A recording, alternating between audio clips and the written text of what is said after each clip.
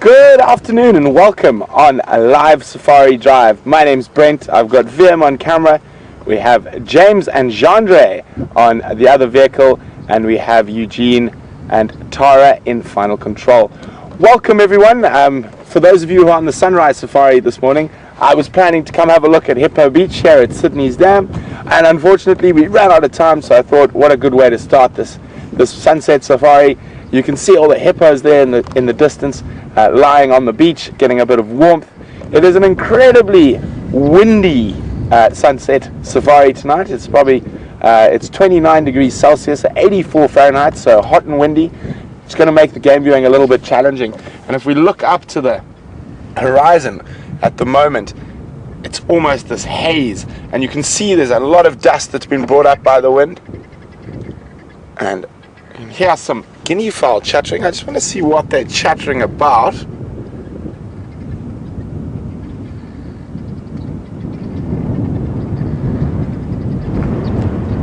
Oh, hear that! You must be able to hear that wind on the mics.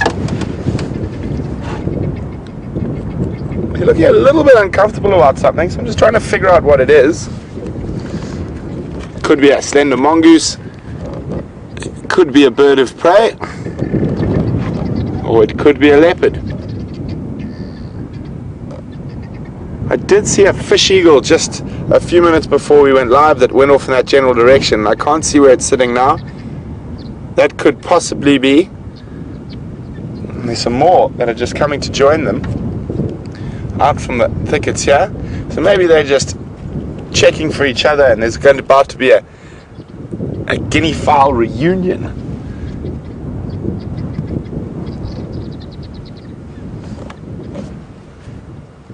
But here we go. Such strange looking birds.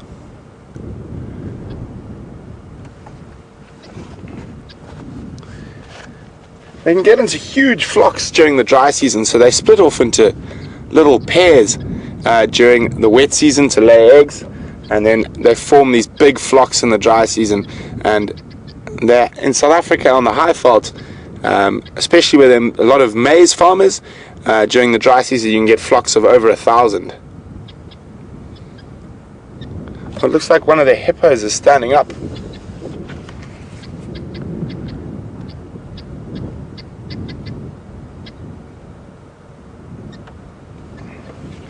There at the back, you can just make out all the oxpeckers that are on top of the hippos as well. There'll be the hippos, especially in the strong wind. Their early warning system, in case a predator happened to come by, would send them all charging into the water.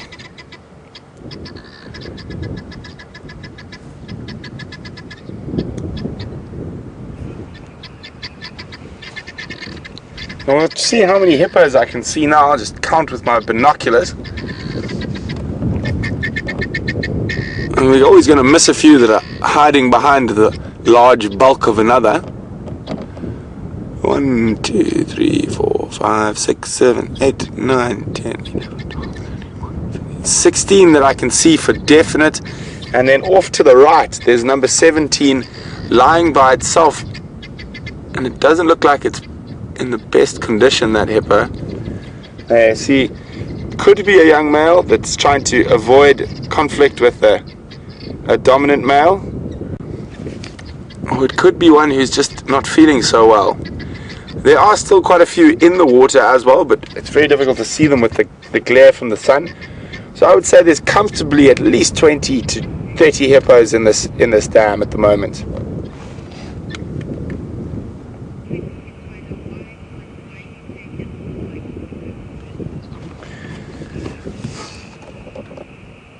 So that hippo that I'm looking at that doesn't look like is in a very good condition. The fact I'm saying that, I've got the benefit of binoculars which do help, but there seems to be some open wounds on the one side. That's what leads me to think it's possibly a male. And the fact that it's not lying close in that sort of bundle with the other hippos is quite a good indicator that it isn't in the best nick, or it is a young male that's being pushed out. And obviously as we get further and further into the dry season, especially on these hot, windy, dry days like today, he might take that, if it is a young male, he might take the chance to try sneak into the water, because he might have been caught too far away from other water that doesn't have any hippos, for like Buffalo's Hook Dam. There we go. He's moving a little bit. Who knows? Maybe he's just antisocial. But we're gonna leave the hippo beach and head on else to see what else we can find. General plan for the day is we haven't found any leopard tracks for a while, so I'm going to try my best to see if we can find some leopard tracks, and with finding some tracks, hopefully we'll be able to find what's at the end of the tracks, but often that's much easier said than done, so we will try. For those of you who are new, we are on a live safari. You are seeing what I'm seeing at the exact same time. We also are interactive, so you are able to ask us questions about what we're seeing in the bush, and you can do that by emailing us, and that's questions@wildearth.tv, or you can use the hashtag SafariLive on Twitter. But I personally really like the dry season. It does get a little bit difficult to watch sometimes, because a lot of the animals do lose condition, but you are spoiled some of the best predator viewing at this time of the year. Not that the predators aren't around at the other time of the year, it's just with the lack of grass, the animals focused on the water points, and the lack of trees, it gives us a much better chance to see the predators and find them. And even when we're seeing them, with the lack of cover, we're able to sort of see the more total picture rather than focusing in on a leopard hiding in the long grass. But let's get going and see what we can find.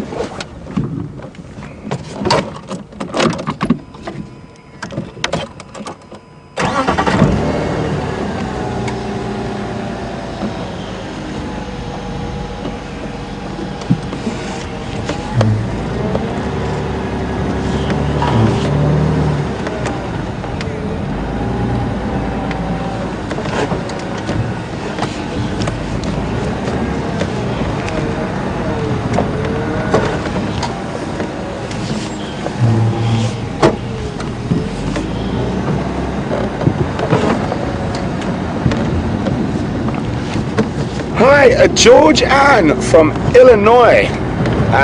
George Ann's done some research since the sunrise. Sorry, thanks very much for that, George Ann. We really appreciate all that you guys give us out there. George Ann said she's found out somewhere that apparently for every hippo for every that is killed by a hippo, people kill 60 hippos in return. George, and I wouldn't be confident to say I know. She's asked me what I think. Is this true? I'm not 100% sure on those.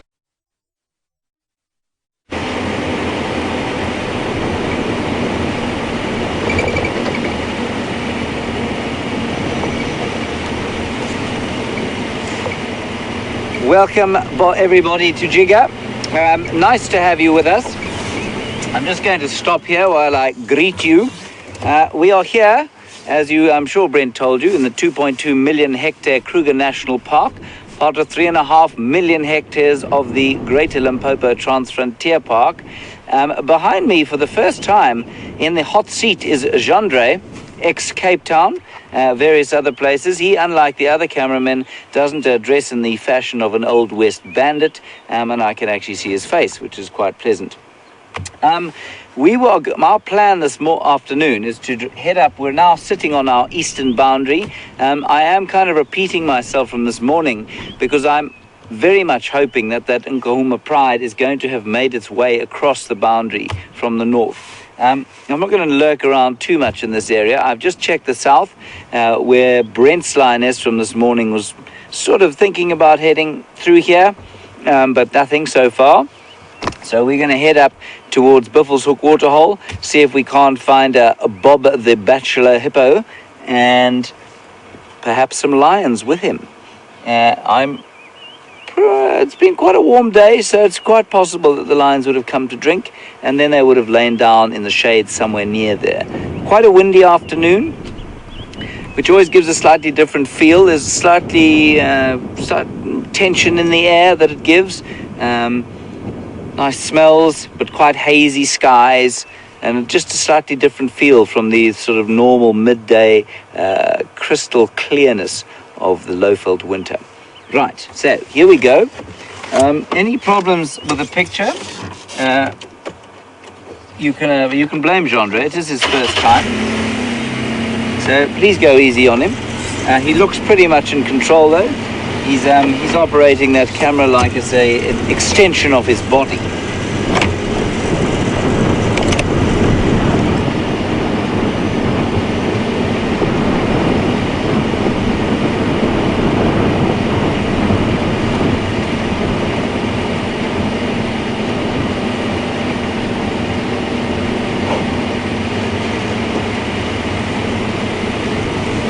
Hello, Pamela in upstate New York. Nice question, thank you for it. You want to know, will any of the trees change color, first of all, and B, will we lose any more leaves as our winter progresses? The answer is absolutely yes. Just remember that our autumn at the lower latitudes that we find ourselves, so we're not too far from the equator, compared with where you are in upstate New York. Your latitude is much higher than where we are, and what that means is that you have 3 much more clearly defined seasons. And here we tend to have basically 3 seasons, at least 2 seasons, summer and winter, and then there's a little bit of spring and a little bit of autumn in the middle. So around us now you can see that there are quite a few. There's a little steenbok there, Genre, which you may or may not be able to get.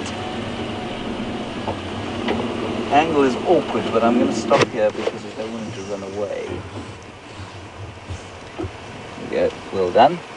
So while we look at that steenbok, Pamela, so all of the marulas have lost their leaves at the moment. The bits of yellow that you can see as we're driving around are combretum trees, and they're all going to lose their leaves.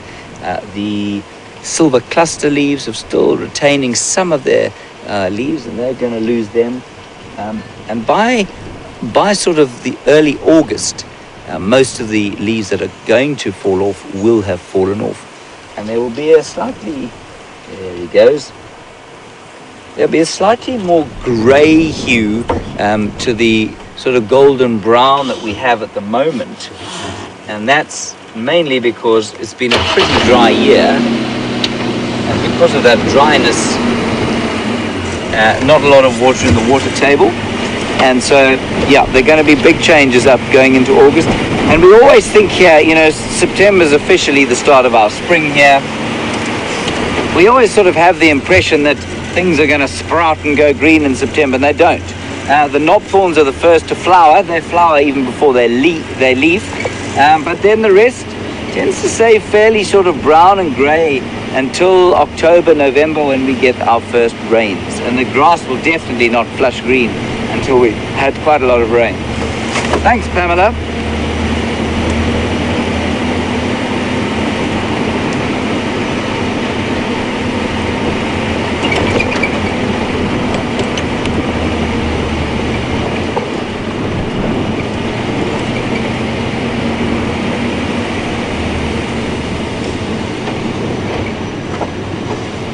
Did you get that?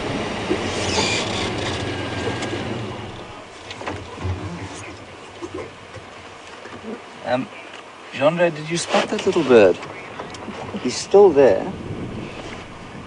Genre has just spotted a small raptor. You got him there?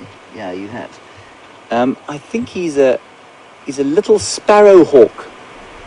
Now, you're not going to get a great picture of him there, but I will show you a picture just now in the field guide.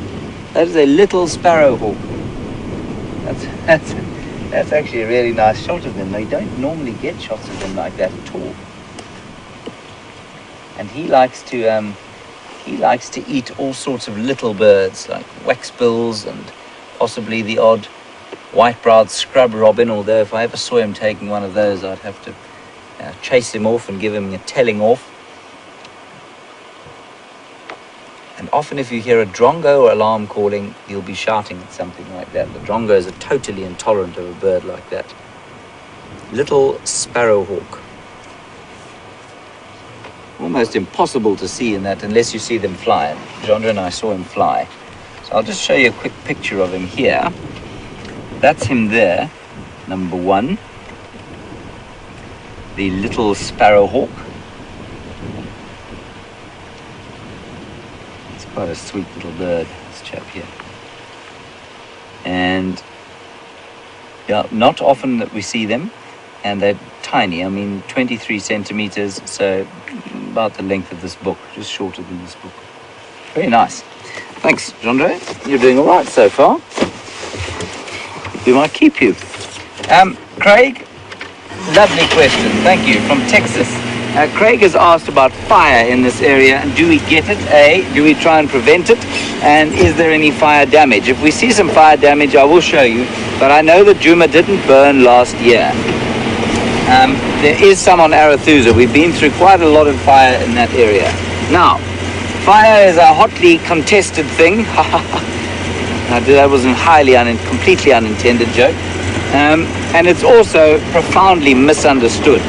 A lot of people think that you can just put a fire through an area like this, in fact the area exactly around where you can see us, and it will clear off the thick bush, burn away the bush encroachment, and you'll have the Serengeti in a year or two. Nothing could be further from the truth. The big thing with fire is that it burns, its fuel load is almost exclusively in this area derived from the grass. So if you have a low rainfall year like the one we've just had, the fuel load of grass in the area is generally quite low, and it is quite low now. So on a windy day like this in sort of mid-September, yeah, you'd get a fire. It wouldn't be particularly terrifying in this particular area. It might kill off some of the top growth on the trees, but just about every single tree out here has evolved to deal with fire, and they'll just sprout up again from the bottom in a process called coppicing. And in fact, if I find it, I'll try and find you a tree that's been burned and that has then coppiced from the base. And that's in response to fire, in response to elephants, in response to all sorts of things. Now, I'm sure there are a lot of European and North American trees that wouldn't respond in that way because they don't have they have different kinds of pressures. So yes, we do worry a little bit about fire, especially after a high rainfall year, and we'll make sure that there are fire breaks around the lodges. You've got to be very careful of testing your fire equipment obviously all the time, and making sure that everybody knows what to do with the drills.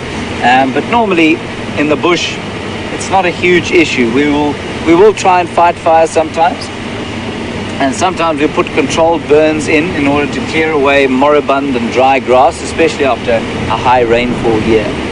Lovely question, but there are libraries full of information written about different fire strategies and when you should burn and how you should burn and who should burn and who shouldn't, etc.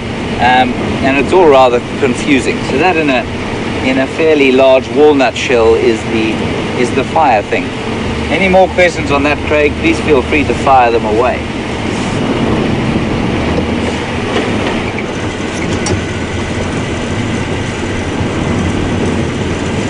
So still, alas, no lion tracks coming across here.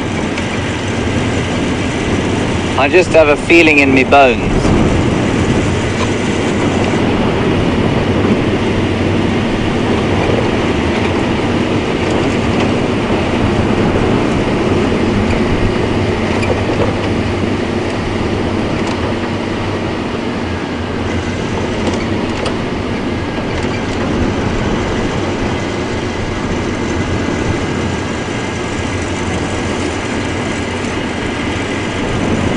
Thank you all for your welcomes for Jandre, who's now grinning very happily at the back of the vehicle.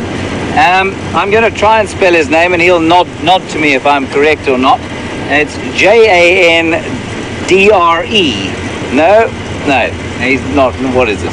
Jandre. Jandre. Now I'm going to guess how he got it. Is it from your grandfather's? No. How did you get it? I have absolutely no idea. He's got no idea how he got his name. Jandre. Jandre has worked in the bush for about 8 years. He's been filming bits of natural history, done a lot of presenter-based stuff, and some blue-chip wildlife stuff. And we're quite pleased to have him, I must say, especially after that sparrowhawk.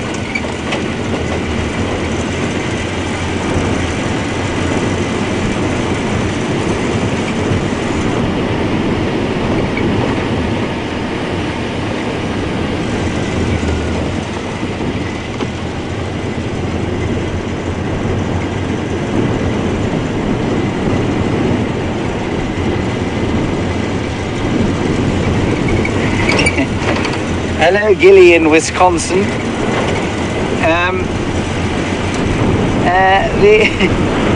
You've asked an interesting question. You've said, is it true that rhino like to stomp out fire? For those of you who don't know, this comes, I think, from a film called, if I'm not mistaken, The Gods Must Be Crazy. It might be another film. And there might be the odd African folklore fable that states rhino will come and they see a fire at night, stomp it out. As far as I know, it is fable, but fable has to start somewhere. So whether or not it's ever happened, I'm not really sure. Just to remind, and if anybody's ever heard of an actual example, I'd be fascinated to know about it. And just to remind you, rhino do occur in this reserve. White rhino, not so much black rhino. In fact, probably once every 10 years a black rhino. But we tend to avoid showing them because we don't want to give the nefarious criminals who poach them any idea as to where they might be.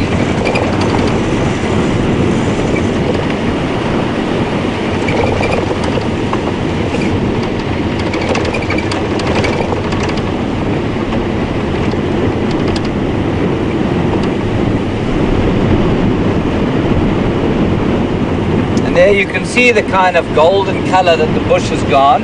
It will go slightly grayer as the season progresses. And then, yeah, look, an area like this is never a major fire hazard.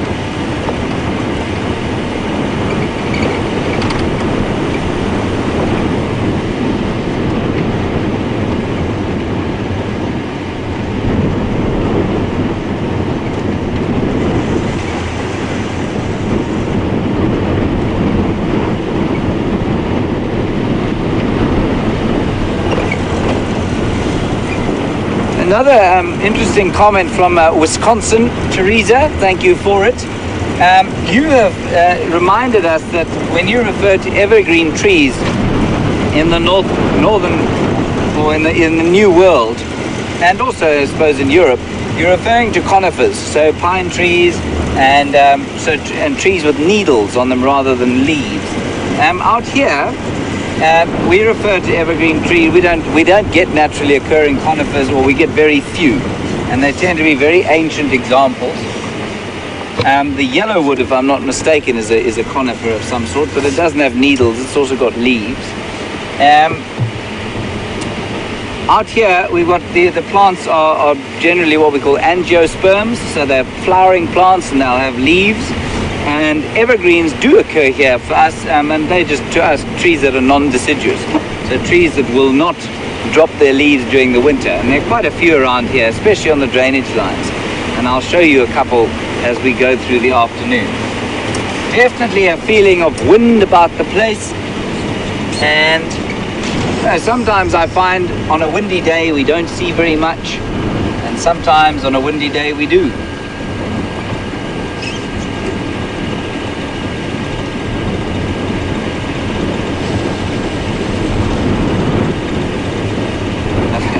At the moment, it's one of the former.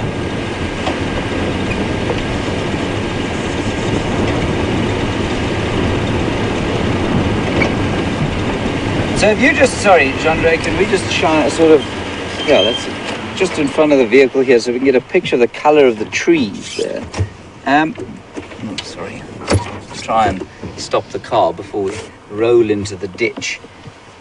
So that color that you can see there will change profoundly over the next 2 months.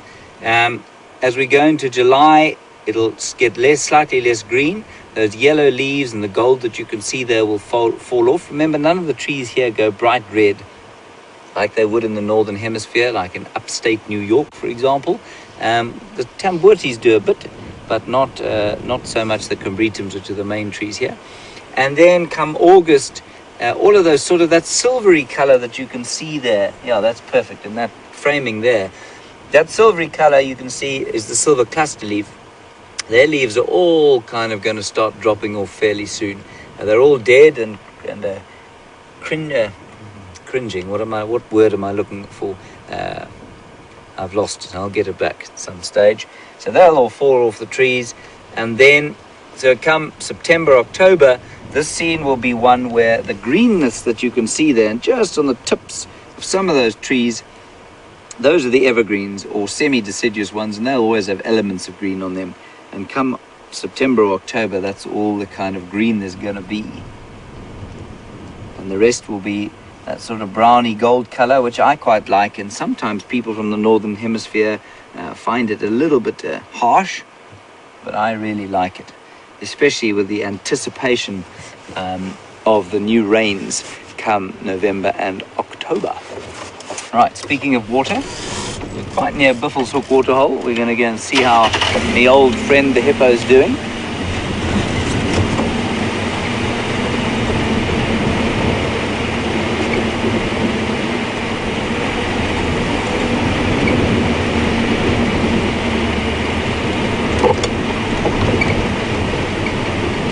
All of the acacias, of course, tend to be deciduous, so they'll all lose their leaves.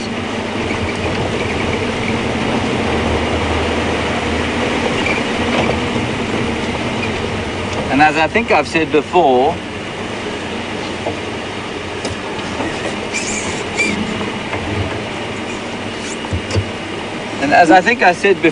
the strategy here of some of the trees is to be semi-deciduous, so they lose some of their leaves. They're never completely without leaves for any period, and that's because it's never cold enough for them to need to be dormant. We're going to go across to Brent. I know you've seen some hippos with him, so let's see what he's discovered, and I shall report on Bob a bit later, and if we find any lions at the waterhole, which I'm hoping for, we'll obviously see you there.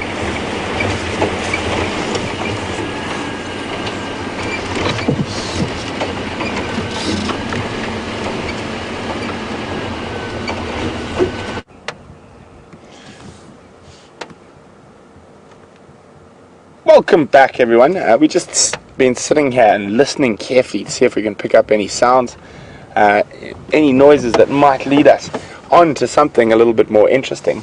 But unfortunately, nothing yet. And the wind is making it quite difficult. So sorry about that, Georgianne. I was in the middle of answering your questions about hippos and people when the satellite gremlins crept in and snuck onto the back of Wendy. But we are back now. So the original question was, do people kill more hippos than hippos kill people?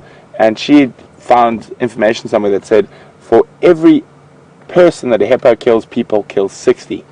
So I started to explain in a lot of traditional and rural areas in Africa, hippo form a very much part of the local diet. So I'm pretty sure that hippos, people definitely kill more hippos than vice versa, because they are used as a traditional meat source. And hippos are not threatened at the moment, and in the major rivers and wetlands of Africa, they're still very, very healthy. And so there are quite a lot of hippos around, so I wouldn't worry about them too much, but being killed by the local tribesmen. Fortunately, there are quite a lot more humane ways these days of killing them, but traditionally, especially at this time of the year, if you had a sort of pool that was drying up in the river, they would build a thorn fence around it and leave one or two paths coming out, and the two methods of killing hippos that way was, one was a drop spear, which was a huge spear and heavy spear with a weight attached to it set on a mechanism, and as the hippo or elephant would walk underneath, this big heavy spear would drop into the back of their neck. And the other less nice way was to put all sorts of sharp stones and thorns on the one access in and out of the water, and then once they were weak enough that the tribesmen could then spear them on foot. But not nice ways, but fortunately that's changed quite a bit. And obviously the hunting is regulated, so there's a specific quota based on populations. But I hope that helps explain that, Georgianne. To let you know, we are now searching for any sign of shadow in Sindile. They haven't been seen for a while by us or our friends to the west. So I'm just hoping that we come across some tracks somewhere in this area. They have been showing quite a preference for this area over the last while. So we'll keep searching, and hopefully they've done some daytime walking.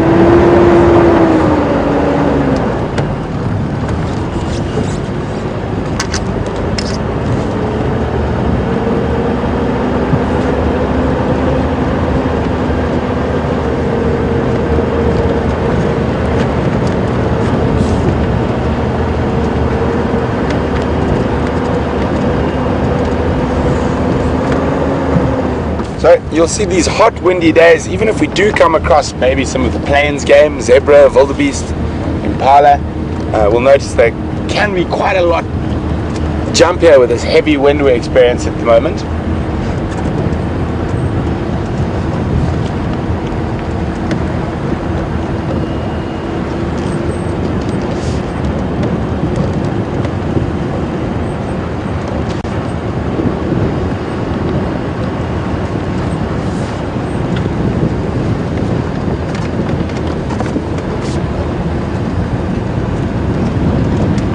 Shortly we're going to come out in some open grasslands. Not too sure there's going to be too much on them with this hot wind, but there might be some animals along the edge in the shade.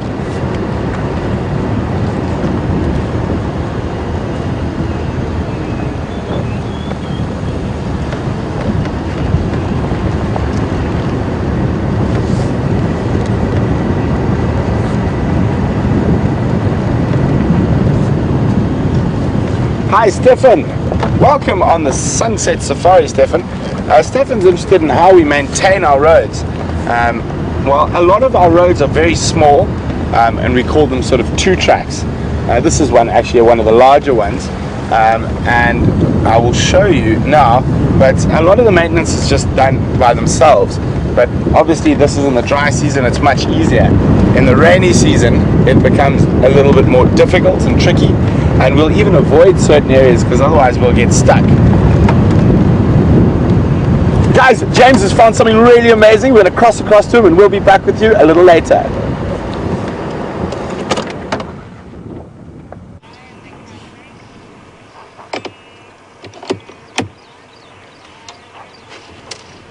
Well, everybody, I have to tell you, I'm mighty impressed with this new fellow, Gendre. He spotted that through about a kilometre of impenetrable bush. We've got a beautiful leopard there. Now we move around to have just a quick look. We haven't got too close yet, just to make sure that he looks relaxed. I think that looks like Mvula to me, and we're just going to go and get a better look now. Drive down closer. Magnificent spot by our erstwhile new cameraman. I didn't see anything, I just saw the buffalo.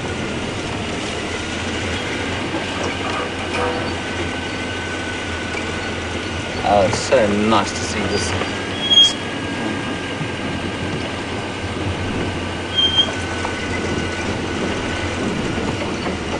Isn't that wonderful?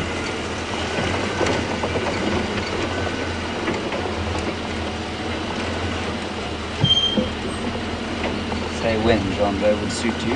When?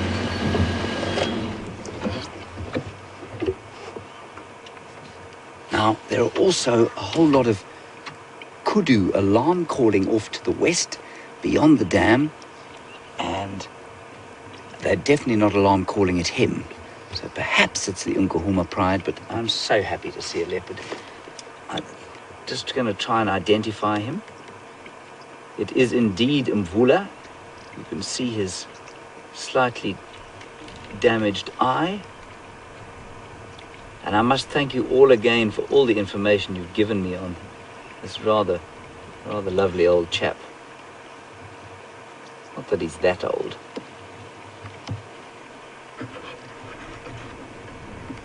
Some mangled ears you can see. It always interests me how much they do drink when they do. That leopard can be pretty much independent of water, but when they do drink, they tend to spend quite a long time doing it.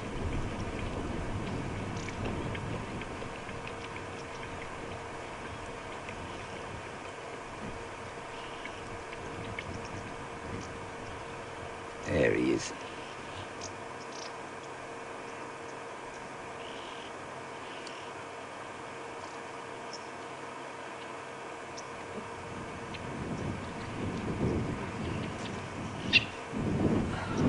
He's been lying in the dust, you can see he's rather dirty. We'll just let him walk for a little while, see if he doesn't lie down. There we go.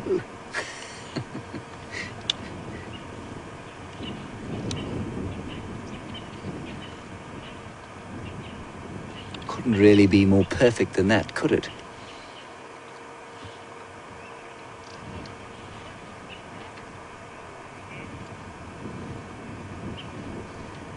And like I say, he looks darker than normal because he's clearly been lying in some kind of a dirty soil and rolling in it. He's a very grubby fellow at the moment.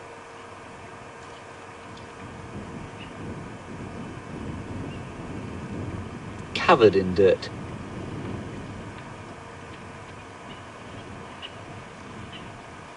Wonder why he hasn't managed to clean himself off. There's so many secrets that these animals still have.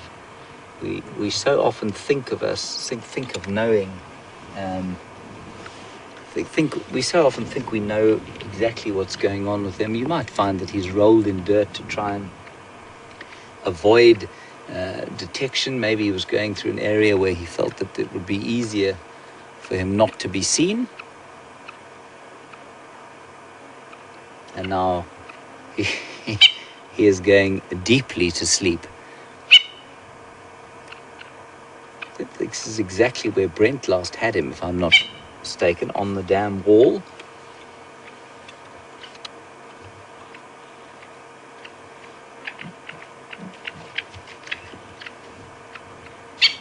Just trying to figure out what he saw there.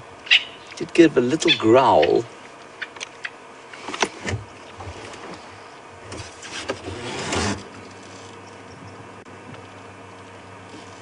Here he comes towards us.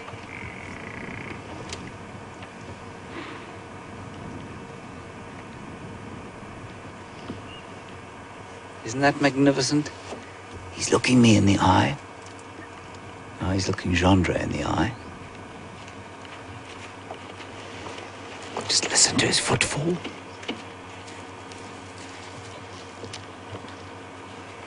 Magnificent. Okay, we'll just turn around quickly. Turn to the right.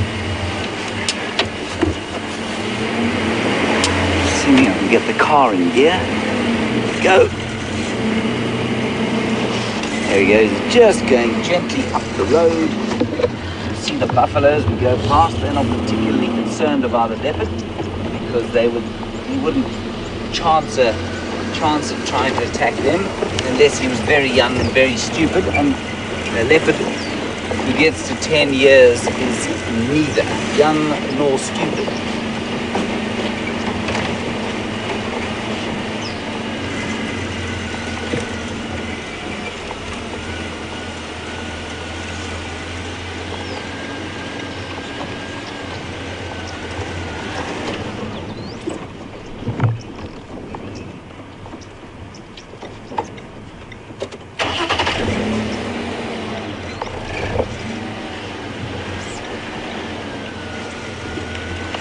As soon as he does sit down, I know some of you are worried about his eye still.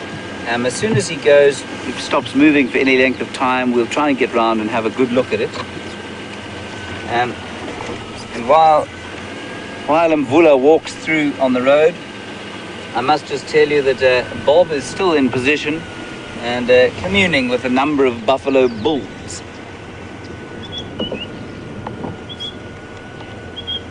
Stop here for a brief second and see where the leopard goes.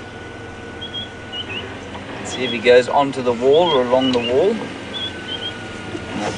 I did hear some kudu alarm calling, like I said, in this direction. It won't be at him because it was quite far away, but he definitely picked his head up as soon as he heard them. Now, we are going into slightly difficult signal areas, so if we lose you, I do apologize. You may go back to Brent quite suddenly, but we'll keep an eye out on this, on old Mvula, and try and stay with him.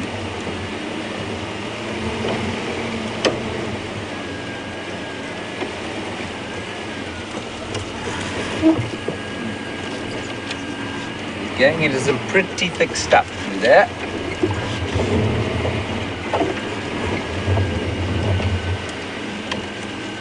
Right. Andre, watch your head. Okay, just watch the knobfuls here. You may get smacked by them.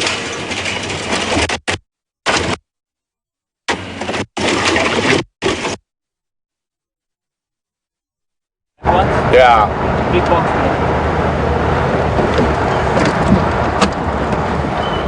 Welcome back, everyone. Sorry about that. It seems like the gremlins are at play, but how exciting. You guys have found Mvula with James. I am not a little bit jealous. I am a lot jealous. Would have been very nice to see Mvula today, but I'm really happy you guys got to see him with James.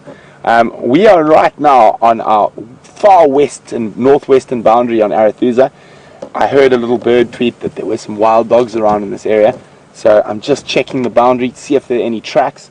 Quite a nice area. We don't get up here that often, and I think I've only driven around here once before, so always exciting for me. It's like I'm going to a new reserve, so we'll keep a lookout for tracks and whatever else we might be able to find.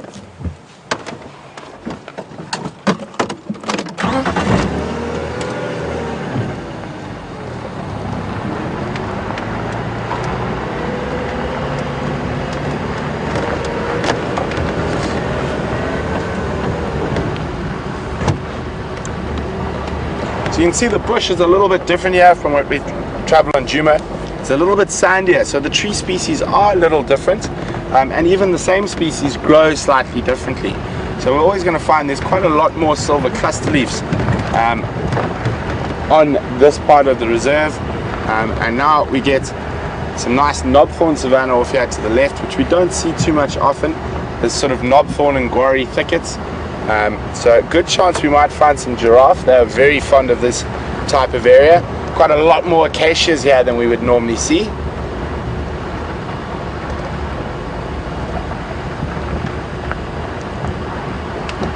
So I've been trying to find some chojos to keep up with the chojo debate we've been having.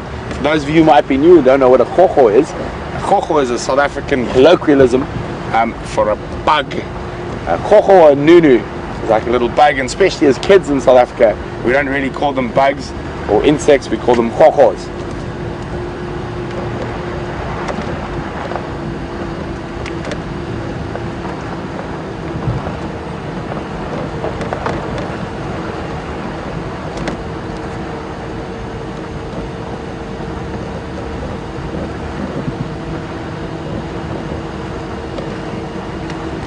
Hi Yvonne, welcome on Sunset Safari. Nice to have you on the back of the vehicle.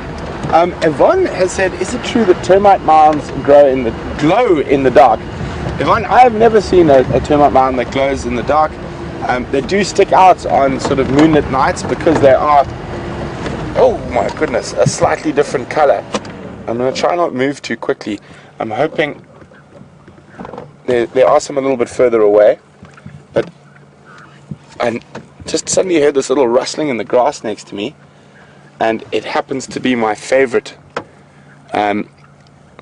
Franklin species, and they don't sit out and still in the open too often in this area. So very exciting. We've been having some incredible views of the two Franklin species we don't see that often as it gets drier, and this particular one here, I'm not going to tell you what it is. Let's see if you guys can identify this Franklin for me. I did give it away a little bit, saying it was my favorite of Franklin species in the area. You can send your answers to questions at WildEarthTV, or you can use the hashtag SafariLive on Twitter. But while we look at these beautiful Franklin, I can hear a few more, little covey of them around, and you see how much more skulking they are than your cresteds and Natal Franklin, which we often see running down the road in front of us. They'd move sort of far more sneakily, heads down, sort of skulk through the grass, try to avoid detection as much as possible.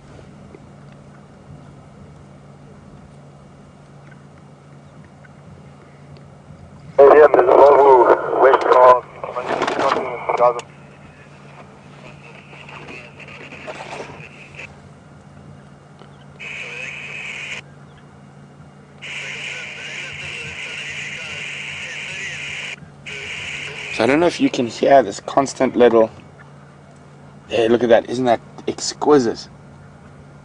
Such beautiful birds.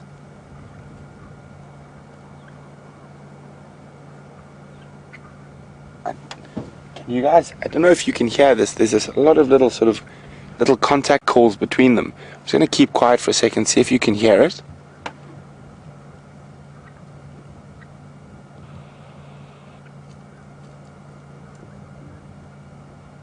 Sort of like, so they're constantly in contact, just checking where the others are. Oh, what you got there?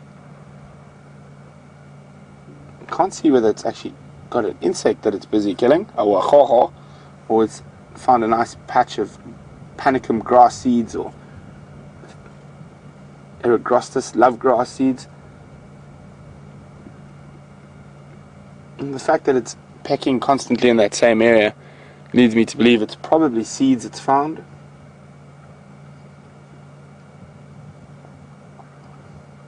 Or maybe even possibly harvested termites, but can't really see.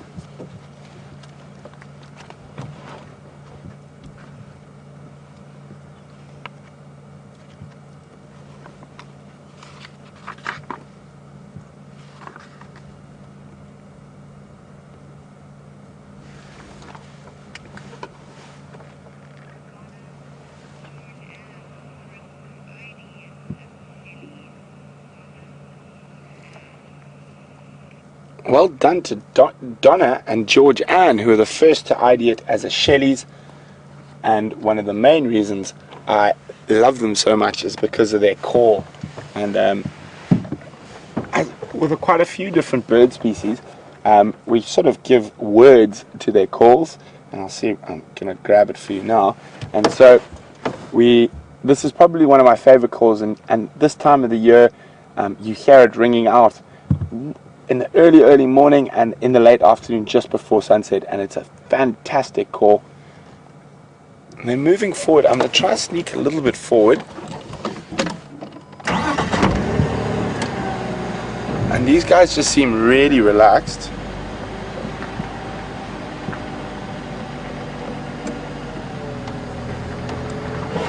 It's probably because they think we can't see them. You can see how well their camouflage works.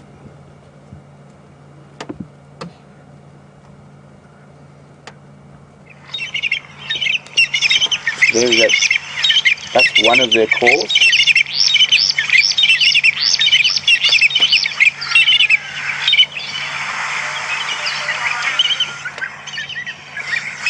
There's my favorite call now. And I got taught as a kid, it says, to drink a beer, to drink a beer, to drink a beer.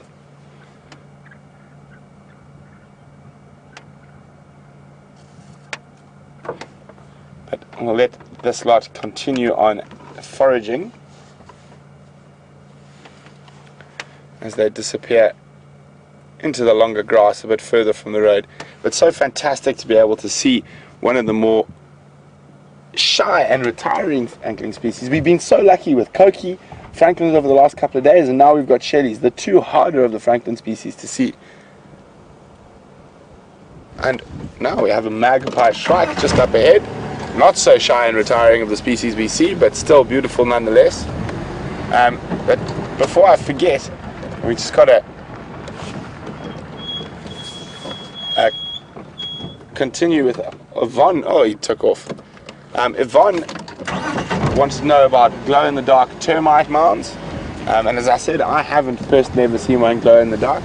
They do stand out, particularly the very big ones that are built on in this white sand and this fine light-colored sand, especially on a moonlit night. They do stand out, they reflect from the moon.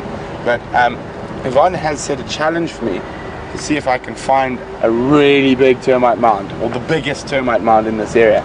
So I will definitely be keeping my eyes out for that, Yvonne.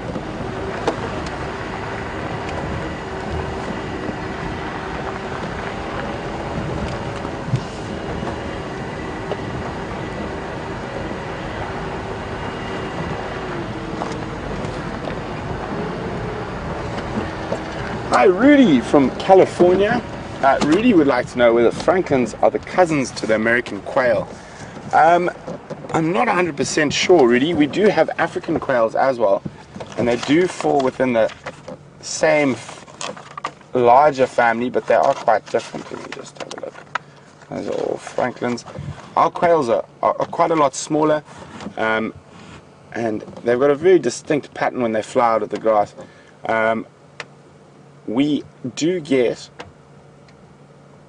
possibly 3 species of quail here, but I've only ever seen the harlequin and the common in this particular area. We're right on the edge of the blue quail, but the harlequin quail and common quail, the 2 top ones here, we see quite regularly.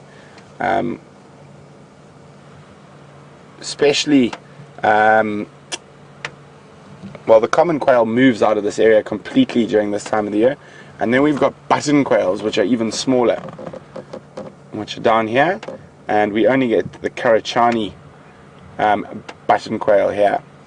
So they are of the sort of same family, but not that closely related. I would say the African quails and button quails, are probably far closer cousins to your American quails than our francolin.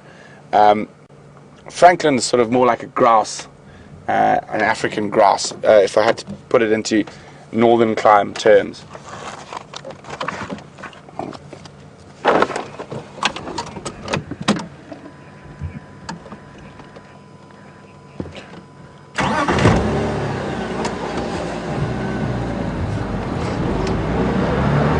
So we're keeping on carefully checking for those possibility of wild dog tracks, and so nice to go into a new area that we don't go to that much and have a look around.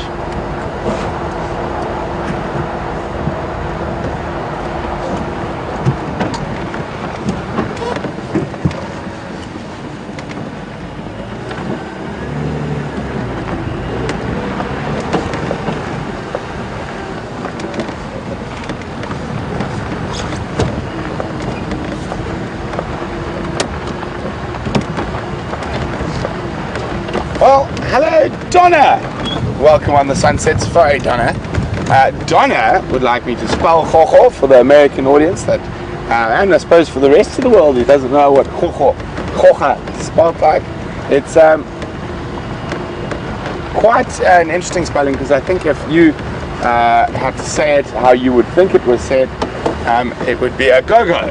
It is spelled G-O-G-O, and obviously with a lot of us having a bit of Afrikaans influence and whatnot, that sound with the G is from the Afrikaans language, so it's a chocho or a chocha.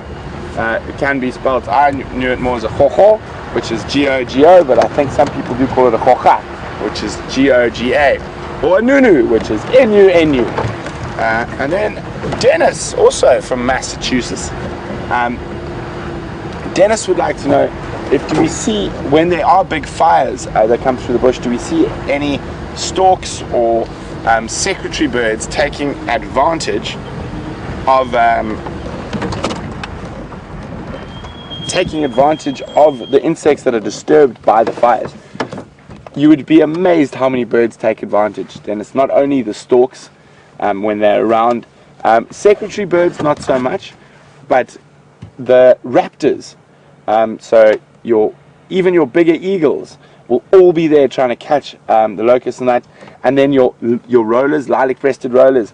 But the one who really makes the most out of it is a fork-tailed drongo. He's right there on the face of the flames, picking up every ho-ho that tries to get out of there. So we're just going to stop here and listen for a second. We never know what we might hear, and well, listening this morning helped us find that lioness. So hopefully we hear something that leads us on the right direction towards an animal.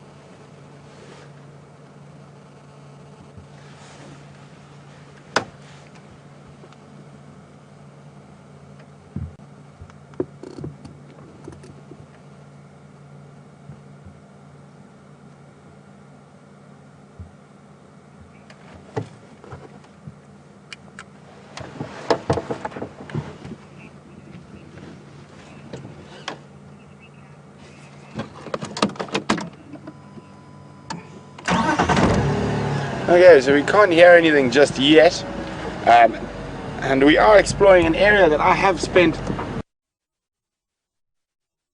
very little time in since I've been in Wild Earth. We're right on the western boundary of Arathusa, and there has been a report of wild dogs to the west of here, so I'm slowly meandering around the area around the western boundary, and it's quite nice. I think I've only been here once or twice before, and it feels like we're almost in a different reserve.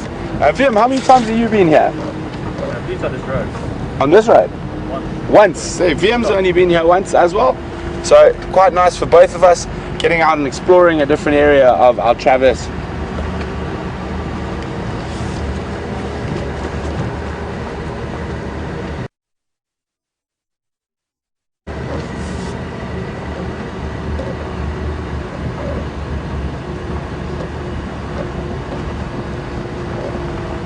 Hi, Pamela from upstate New York. Welcome on the back of my vehicle on this sunset safari. Pamela said, speaking about glow-in-the-dark termite mounds, do we get glow-in-the-dark fireflies? We do get fireflies and glowworms that do glow in the dark. Unfortunately, those are almost exclusively something we will see in the summer, and we don't really get them during the winter months at all. So like with a lot of insect species, they go into sort of hibernation or pupation during the winter months where there's not a lot of water. A lot of them are very reliant on plants as a food source. So when it is dry and cold like this, we don't get as many insects around. But I did. I just thought I saw something fly into my jersey there, since we're speaking of chojos. Oh, there he is. I did see something fly into my jersey. And that is quite unusual to see this guy at this time of the year. Don't fly away. Again. You got him there. See him? There we go. It's a little fruit chafer. Quite often, I know my grandmother used to have quite serious wars with these. My grandmother, being of good English descent, was very much in love with her rose garden and fought a constant battle against this insect and other, well, not this specific one, but members of his family that are really well known for eating roses. Very, very, very pretty insect. A fruit chafer beetle. I am going to have to admit I've forgotten the name of this one, but I have seen it before, and you can see it almost looks like he's got two little yellow hearts on his back, and incredibly pretty and shiny. I'm going to try see if he doesn't try fly away. There we go. See if I can get him a bit closer. How close can I go there, Vim, so you can get a good view? So when? That's about it. That's about it. Okay, there we go. So you can have a look there. You can see, I'm going to turn him sideways now. It's close. Too close? There. And you can see those little antennae there moving. So he's not quite sure about me yet, but he must be one of the last of the season. If I'm going to put him back down on the dash so we can get a better look. If you guys might know or have seen this guy on the live drives before with one of the other guides, please feel free to let me know what it is. Or he doesn't want to get off me now. He's become my friend. And you can do that by emailing us at questions@WildEarth. Oh, there he goes. Let him go be, and off into the distance. No harm, no foul. He did accidentally fly into my jersey though. But if any of you do recognize that fruit chafer from possibly one of the other live drives and that, let me know, and you can send the answers to questions@WildEarthTV, or you can use the hashtag SafariLive if you're on Twitter. Well, it was nice, since we've been speaking about the bugs, for one to timely arrive.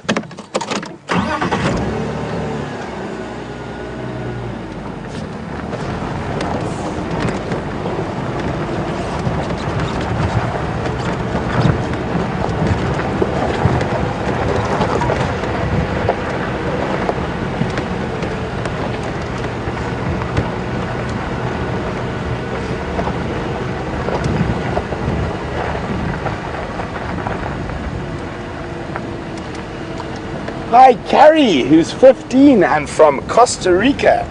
Aren't you a lucky fish, Carrie? You've got some amazing bird watching in the forest of Costa Rica. Definitely on my bucket list to get there and do some bird watching there one day. Carrie would like to know, how many pups does a wild dog normally have? So, Carrie, a wild dog pack, only the alpha pair will breed, so only the one female in the group will breed. And generally they will give birth to anything from about, I think the least I've heard of is about 6, but there's sometimes a few less than that, but all the way up to 20, and I think in extreme cases over 20 pups in a litter. But it is that time of the year at the moment where wild dogs are busy denning, so we're just hoping. There's a small pack that I think is the pack we're looking for from the information I got, and they haven't denned yet, and the alpha female is very pregnant, so we are hoping she dens somewhere in this area so we get a chance to see them a bit more often. But that big pack, the half-tailed pack we saw on a live safari, and Vim spotted something. What did you get there? Yeah, the ball back. Oh, well spotted, Vim. That we saw on the sunrise safari a few mornings ago. They, I've heard, have denned, but they have denned to the south of us, and they have had 9 pups, but that doesn't mean anything, and they are a big pack, so they will move quite long distances to hunt, and they'll sometimes hunt twice a day. Sorry guys, it was a female kudu then. She's just meandered around into that buffalo thorn thicket, just trying to get a view of her. If we go forward a little bit, but I don't think, unfortunately, we're going to be able to see much, and especially with this wind, she's going to be keeping herself quite cemented to these nice thick areas and keeping quite still to try avoid the predators.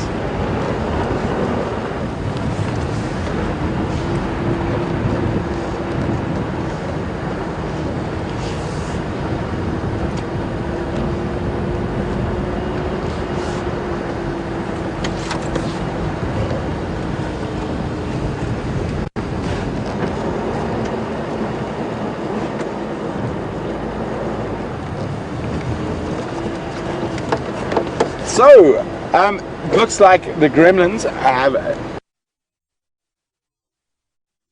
been evacuated, and James has managed to stay with Mvula, so really exciting.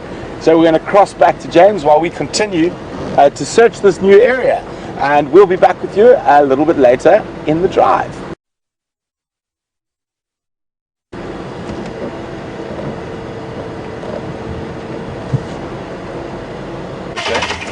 That way, so nose to the left.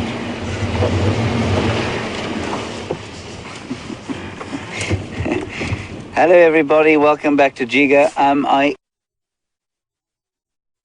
greet you with the news that I'm afraid we've lost not only Gendre's head, but indeed the leopard as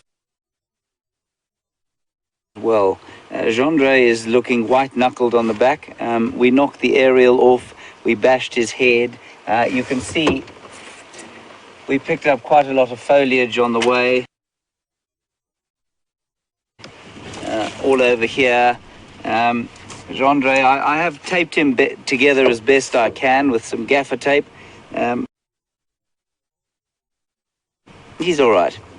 Whether he'll stay or not, I'm not sure, but we hope he does. So it was a lovely sighting of Mvula. He was very dirty, which indicates to me he's been lying in a bush or maybe wrestling a kill underneath a bush somewhere safe, and maybe he came to have a drink before. Leopards are... Lions will do that. I haven't seen leopards do it before, but it's certainly not impossible.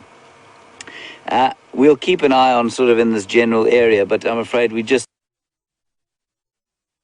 simply couldn't get the car in there. We got it stuck once or twice.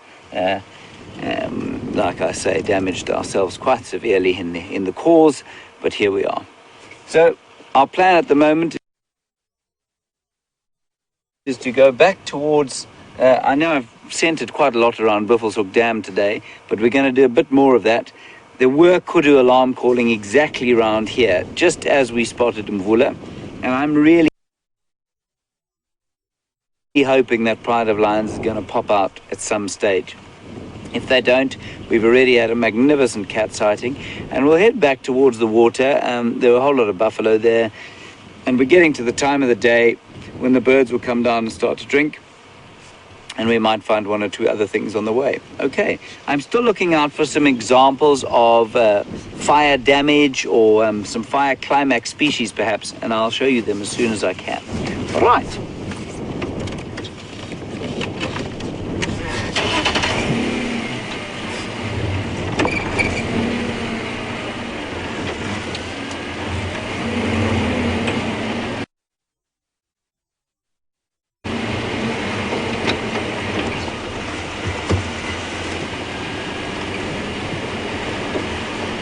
Hi Pamela, you seem to think that poor old Mvula's feet are out of proportion with his body.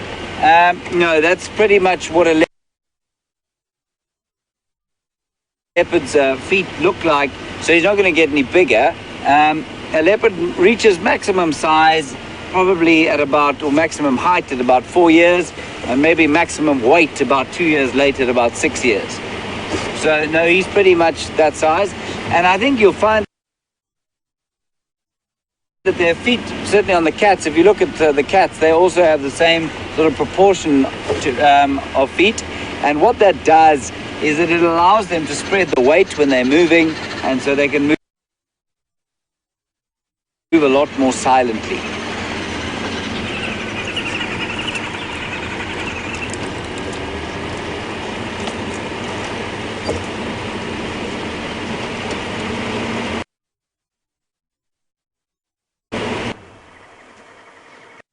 There's a monkey there standing on 2 feet, just like a human being. I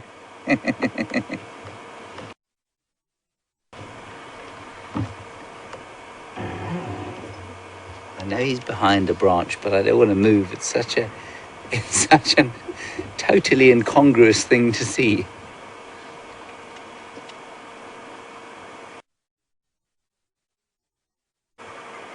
Vervet monkey.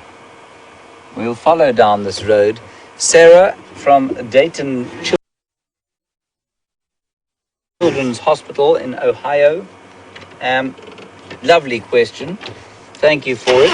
Please keep them coming. We love hearing from you at Dayton. You ask, do leopards not keep themselves clean like domestic cats? The answer is, until very recently, about 10 minutes ago, I thought they did, yes. That's why I'm confused as to why he's so dirty. I think there could be any number of reasons, but I think mainly he's been rolling in the dirt for some reason, but he will definitely take the time to clean himself over the next few hours, I suspect. Thanks, Sarah. So that monkey, I don't know if you noticed, but when he was standing, he looks awkward standing. He doesn't look like he's comfortable standing, and there's a very good reason for that. Monkeys, and in fact, we are the only primate whose hips. I'm actually going to do a slight demonstration in front of the vehicle here. In fact, I might do it on the bonnet of the vehicle. Andre, this will be a first for Wild Earth, and indeed the concept of live internet game drive.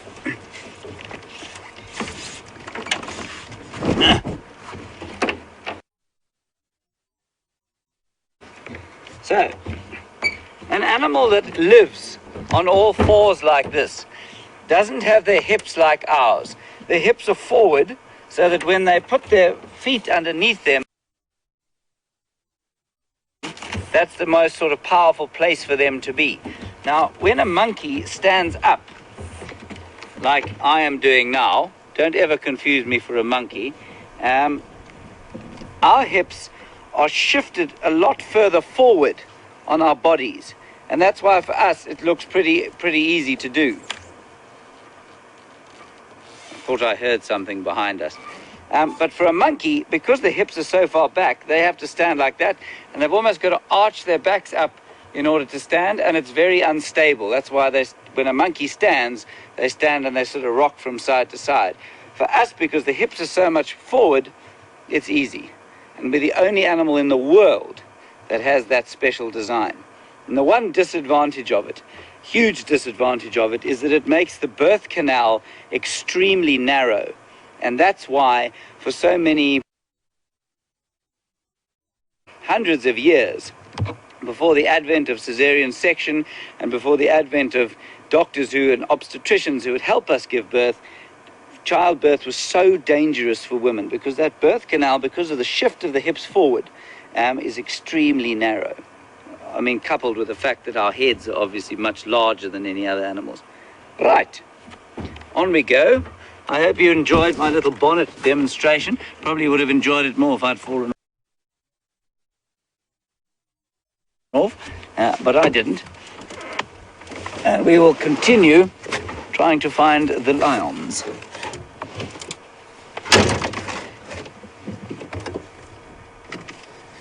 Okay.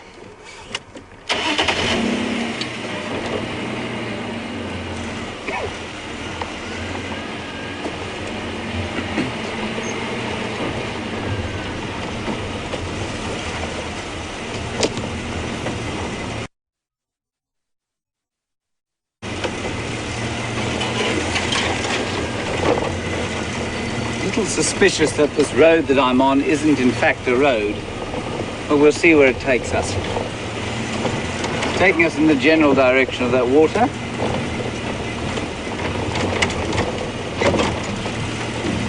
Ah, there is the water.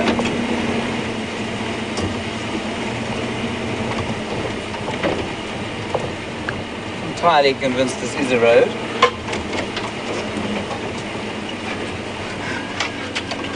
There's a nyala to our left.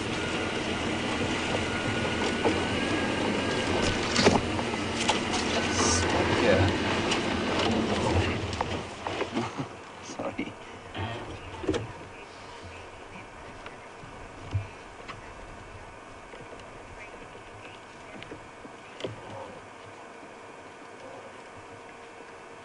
Hello again, Gracie from Dayton's Children's Hospital. While we look at that beautiful nyala bull just moving out of frame there. You want to know about the baby leopard, and I think you mean Shadow's cub Sindile. And Shadow's cub Sindile was seen about 3 days ago crossing onto Djuma. Remember, he's about 9 or 10 months old now. We think he's still fine, and he will spend more and more time away from his mum, and so it's not bad for him to be spending time away from his mum. Just remember, leopards are very difficult to see, Gracie, or difficult to find, unless you have eyes like Gendre. And so we don't see them every day, and even if we go looking, it's often very difficult for us to find them. We're approaching the water now. There are a lot of beefalo bulls.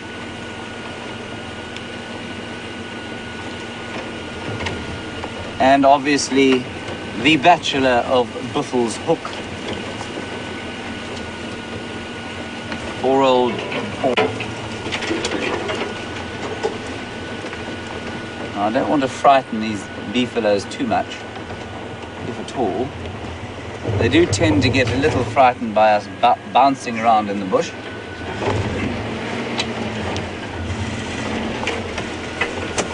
They may just have to deal with it this time round.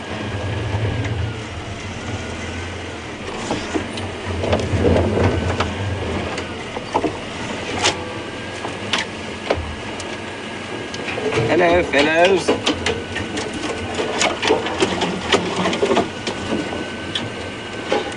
There we go. Not so bad.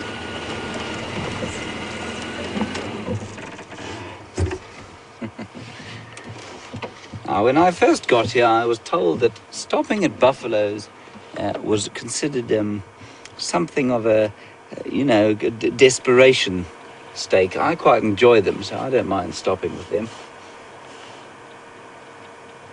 Especially with old Bob in the background there.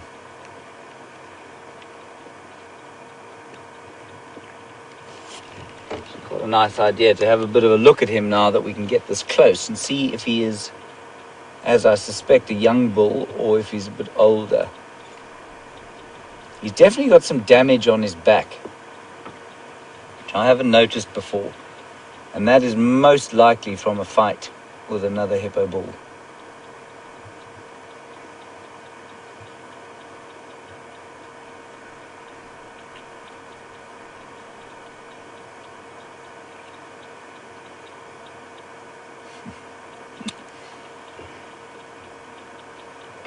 Very peaceful afternoon now. The buffalo can hardly keep their eyes open, chewing away at their cud.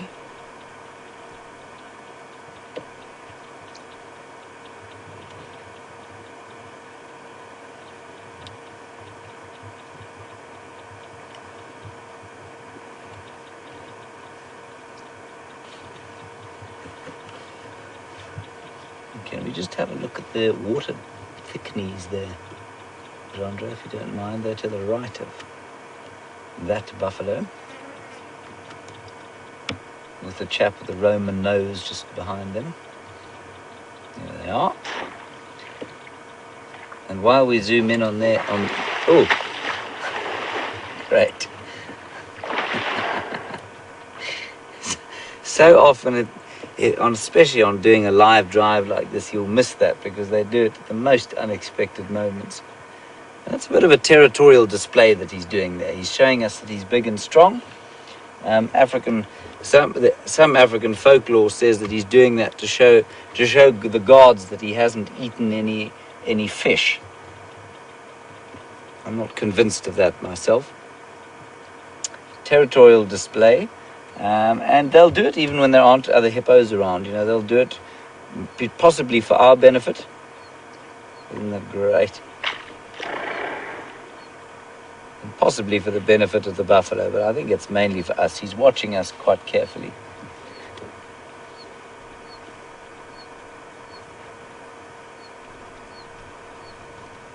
Anyway, back to the water thickneys, and you can see that buffalo there's got an extremely Roman nose, and I suspect he's probably broken it once or twice,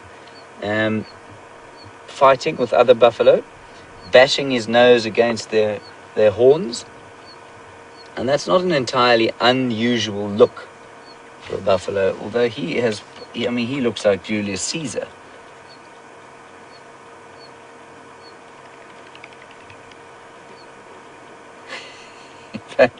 He's quite comical.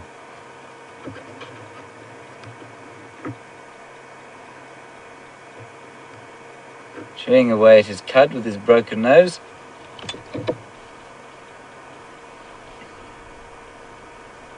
I'm not sure Julius Caesar lived for as long as this buffalo did, but if he'd grown old, that's what he would have looked like. Two little water thickneys, little knockabout here, picking up invertebrates that live in the water. And then you can see a wagtail there we go, just in the light there, feeding on the invertebrates that are feeding on the dung of that buffalo. So that's a fairly fresh dung pat that the pied wagtail is knocking about. And he'll be picking up little beetles and fly larvae and other beetle larvae, of course, that are that's in the dung. In summer, there's obviously a lot more going on in the dung than there is now. No dung beetles in the wintertime. They'll only come out after the first rains.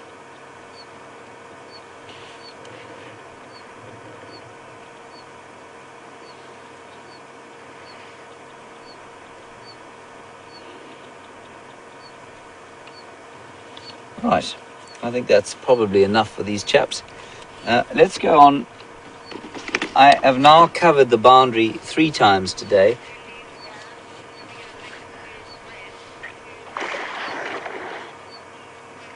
So I've now covered this boundary about 3 times today.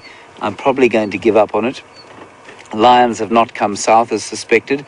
My bones have lied to me. And while I chastise them, we're going to go across to Brent, who I believe has some questions or answers or something to a challenge that he gave you. Good luck with him, and we will see you a bit later.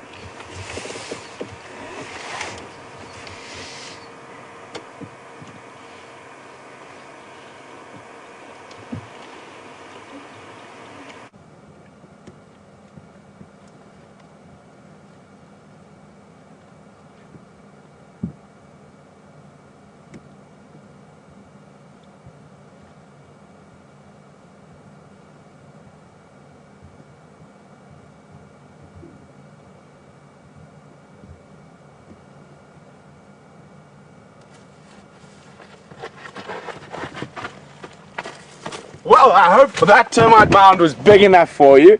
And now my next challenge is to James to find a termite mound that is bigger than that.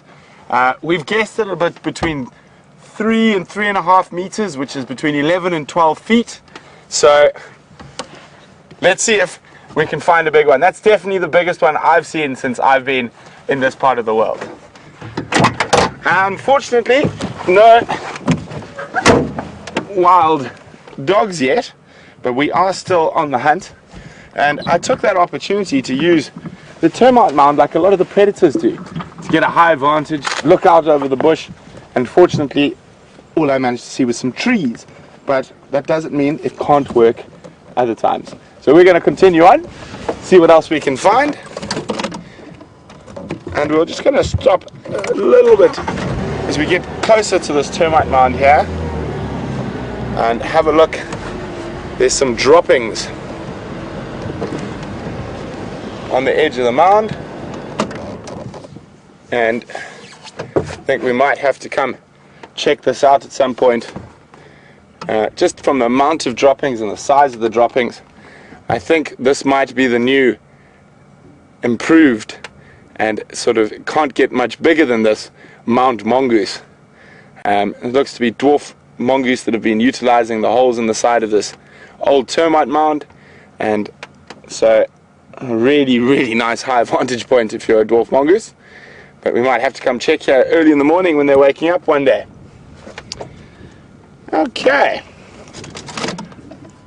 let us move along.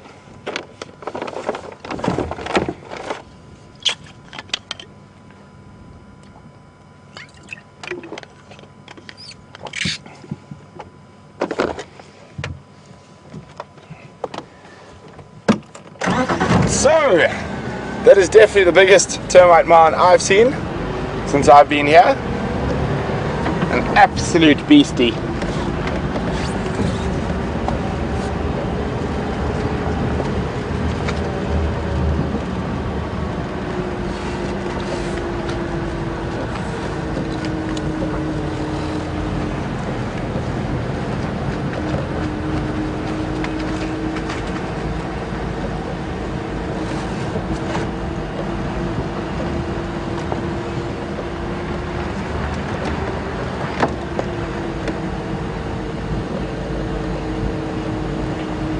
Well, big thank you to Sharon, Matt and Heather, who have found the Latin name for that fruit chafer beetle. I'm going to try and pronounce it now, but I think I'm probably going to have a better chance when I get back and I'm able to read it.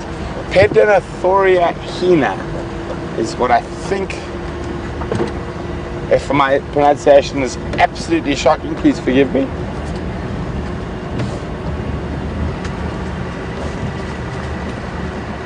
Pedinohina.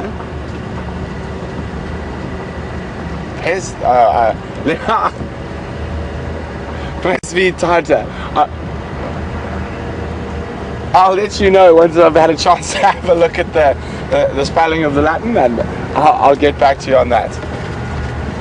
Unfortunately, we haven't seen any tracks of anything. Unfortunately, it seems that only the presenters know a little bit of Latin here. I think we're going to have to up the rest of our staff's general training. I think Latin should be a compulsory subject going forward.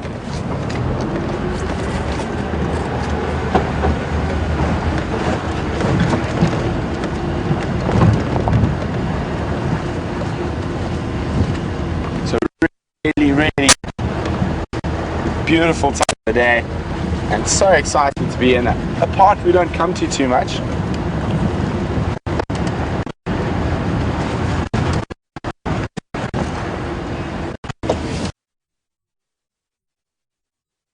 Over there.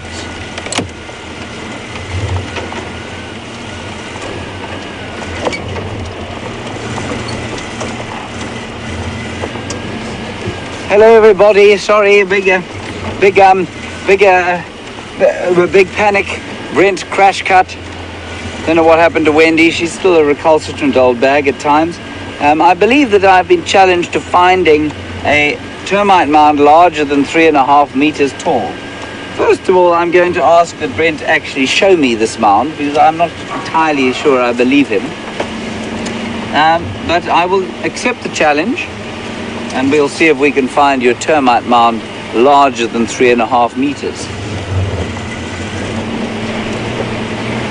Not sure I've seen a termite mound here that's big, that is that big, but I'm going to do my best. In the meanwhile, we've just left the water and no lion tracks, so we're going to pack in the lion quest, I think, for now. Might do one more pass through here during the course of the evening as it gets a bit cooler. And you know, they only get active around when it gets a little cooler and almost goes to darkness. Of course, if they're sitting on a kill somewhere, then we're not going to see them. They'll be there for a long time if it's a large kill.